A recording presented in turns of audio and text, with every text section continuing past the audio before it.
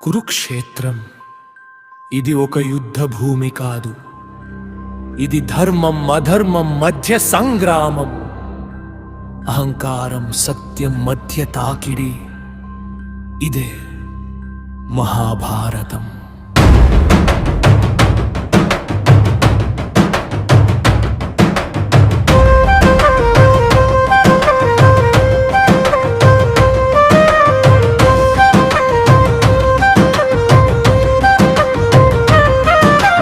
హస్తినాపుర సింహాసనం కథ మొదలు.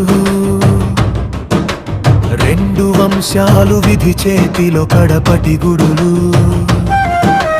కౌరవులు 100 పాండవులు 5 అసూయ మంటలు. పెరుగుతున్న వేళలో వైభవం నాయుడు. భీష్మ ప్రతిజ్ఞ ఉక్కులాంటిది. ధృతరాష్ట్ర చూపు అందం నిర్ణయం బలహీనది. దుర్యోధన అహంకారం అగ్ని శిఖరం. శకుని పాచికలో దాగి ఉంది విషపు చీకటం. లక్ష్య గృహంలో మంటలు రాజేసిన. విధి చేతిలో పాండవులు నిలిచిన. అదుర్యం నుంచి రాజ్యం దాకా ప్రయాణం.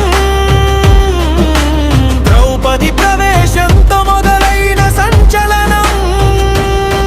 సభలో నిశ్శబ్దం పాచిక శబ్దం. యుధిష్ఠిరుడ కోల్పోతున్నాడు ప్రతి అర్థం. రాజ్యం అన్నదమ్ములు చివరికి గౌరవం. ద్రౌపది ప్రశ్నించింది ఇది ఏ ధర్మం. ఆ ప్రశ్నలో పుట్టింది యుద్ధ జ్వాల. ఆ ధర్మం వేసింది తనిత ముక్కున గొత్తంగాలి. 13 సంవత్సరాలు అరణ్యవాసం. వేదనలలో తయారైన ధర్మ ప్రకాశం. వాళ్ళు ఓడిపోలేదు సిద్ధమయ్యారు. న్యాయం కోసం గుండెలు కట్టారు. కాలం కోసం కత్తులు పదును పెట్టారు. కురుక్షేత్రం కోసం ప్రతిజ్ఞ చేశారు. పడిపోవచ్చు ధర్మం కాని చచ్చిపోదు. సత్యం కాలానికి ఎప్పుడు తగ్గిపోదు. అహంకారం పెరిగితే యుద్ధం మొదలు. చీలిన హృదయాల్లో రక్తమే పడలు. మహాభారతం నిత్య జ్వాల. జీవితమంతా అదే కథాజాల. చీకటి పిలిచినప్పుడు నిలబడు నువ్వు. ధర్మం వైపు అడుగు వేయు అదే నిజము. అర్జునుడు వన్నికాడు విల్లు చేతిలో. బంధువులు ఎదురు యుద్ధ రంగంలో. ఎలా చంపాలి నా రక్తం అన్నాడు. కృష్ణుడు నవ్విలోతైన మాట అన్నాడు. నువ్వు శరీరం కాదు నువ్వు ఆత్మ. మరణం ఒక దశేకం కాదు గాథ. నీ కర్తవ్యమే నీ ధర్మం. ఫలితం పై కాదు నీ కర్మం. అలవట్టీత వెలుగు వెలిగింది. అర్జున హృదయంలో ధైర్యం నింపింది. కర్మ భక్తి జన మార్గం మనవుడి జీవితానికి శాశ్వత సారాంశం.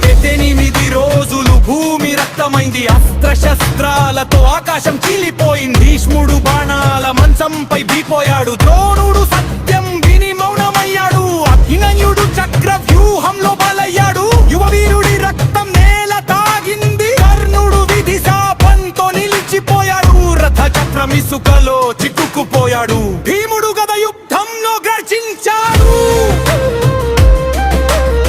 దుర్యోధన అహంకారం నేల మట్టమగిద్ది. ఒక్క వేరు నీలో కలిసావు. కురుక్షేత్రం సత్తంగా మారిపోయింది. భయం ముచ్చిందే. భారీ కార్య కొరుకులు మేవి. కల్లుడు విలకించగా గాంధారి శాపని నగరాన్ని చాకింది. విష్ణుడు గౌనంగా దారాన్ని చూశారు.